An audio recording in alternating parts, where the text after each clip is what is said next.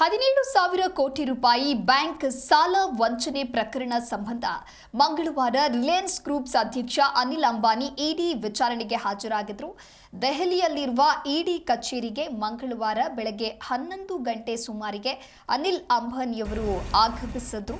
ಇನ್ನು ಇಡಿ ವಿಚಾರಣೆಯ ವೇಳೆ ಅಕ್ರಮ ಹಣ ವರ್ಗಾವಣೆ ತಡೆ ಕಾಯ್ದೆಯಡಿ ಹೇಳಿಕೆಯನ್ನು ದಾಖಲಿಸಿಕೊಂಡಿದ್ದಾರೆ.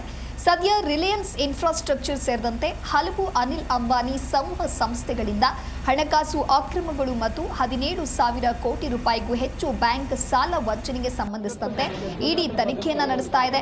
ಇನ್ನು ಜುಲೈ 24ರಂದು ಮುಂಬೈನಲ್ಲಿನ 50 ಕಂಪನಿಗಳು ಮತ್ತು ಅವರ ವ್ಯವಹಾರಗಳಿಗೆ ಸಂಬಂಧಿಸಿದ 25 ವ್ಯಕ್ತಿಗಳು ಸೇರಿದಂತೆ 35 ಕಡೆಗಳಲ್ಲಿ ಇಡಿ ಶೋಧ ಕಾರ್ಯಾಚರಣೆ ನಡೆಸಿತ್ತು. ಬಳಿಕ ಸಮನ್ಸ್ ಜಾರಿ ಮಾಡಲಾಗಿತ್ತು. 2017 ಮತ್ತು 2019ರ ನಡುವೆ ಯೆಸ್ ಬ್ಯಾಂಕ್ ನೀಡಿದ ಸುಮಾರು 3,000 ಕೋಟಿ ರೂಪಾಯಿಗಳ ಸಾಲವನ್ನು ಬೇರೆಡೆಗೆ ವರ್ಗಾಯಿಸಲಾಗಿದೆ. 3,000 ಕೋಟಿ ರೂಪಾಯಿ ಸಾಲ ತೀರಿಸಲು ಯೆಸ್ ಬ್ಯಾಂಕ್ ಅಧಿಕಾರಿಗಳಿಗೆ ಅನಿಲ್ ಅಂಬಾನಿ ಲಂಚ ನೀಡಲು ಮುಂದಾಗಿದ್ರು ಎನ್ನುವಂತ ಆರೋಪ ಕೂಡ ಇತ್ತು.